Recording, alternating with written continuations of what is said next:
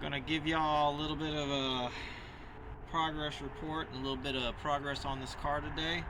Gonna be changing the radiator out for you.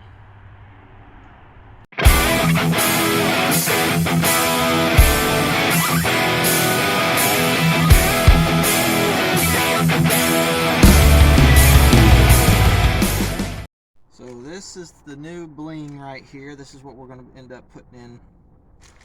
What I have here is actually the original radiator, and I don't know, I'm just real hesitant to trust that engine to this radiator. Haven't really gotten it hot enough to really run it on the road or anything. Still working on the brakes, but we're going to go ahead and change out this radiator, see how everything goes. Follow along with us. We're going to give you some time lapse.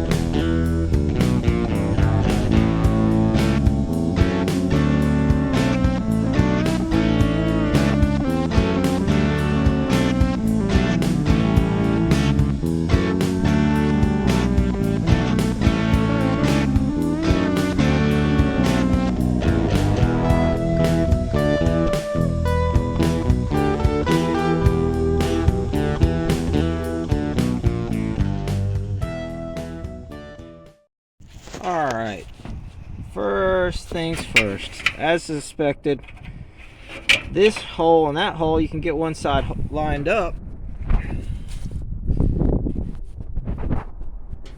but it won't line up over here. I'm going to have to look at the bottom down here too, maybe, because that is actually higher there than it is over here. But it's not lining up. You can see it through here.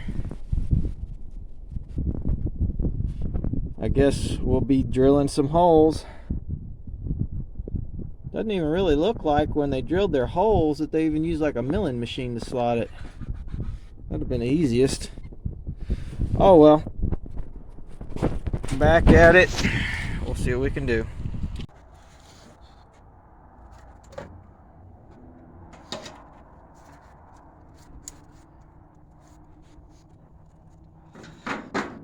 One of the things that's been fun is finding the right upper radiator hose that will actually fit properly to go into here. This one is the closest I could get.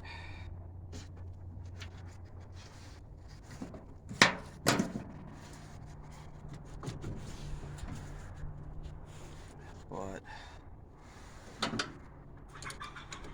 we'll see.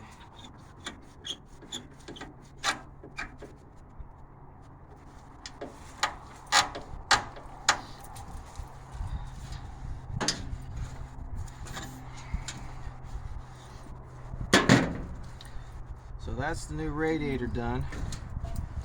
And here's Maddie. Yeah.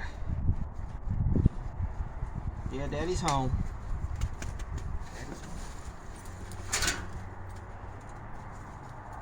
So, I guess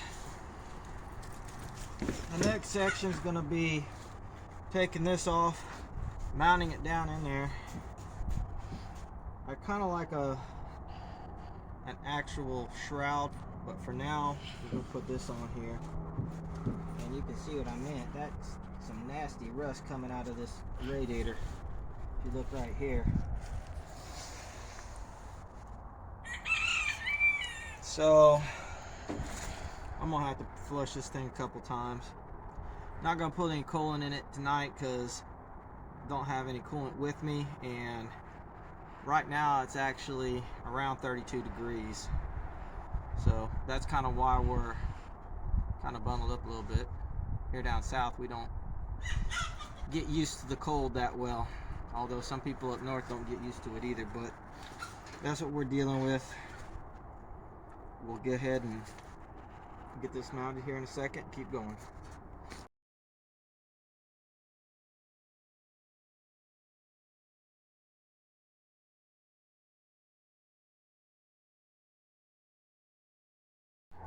So we got all set, got the radiator in, got to tighten back up, and I ran into an issue. That ain't going there. That ain't going in there. I'm not taking the latch out because it's where it's supposed to be. So, disconnect the radiator, tuck it back in. See if I can do this without messing up the radiator.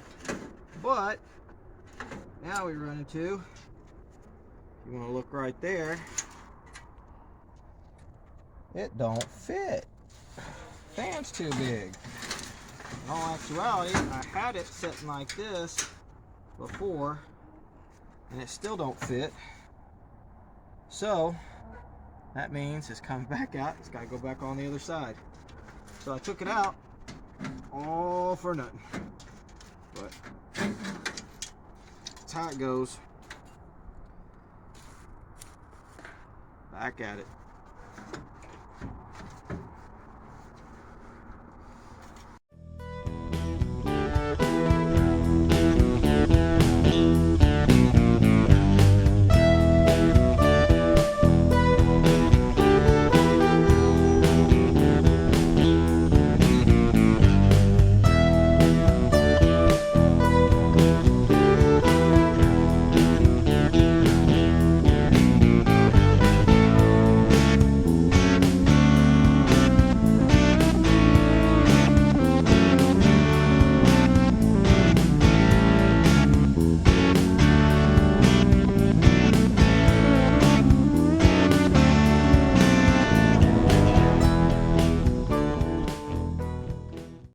Another day. I've still got a few more things to do here on this car.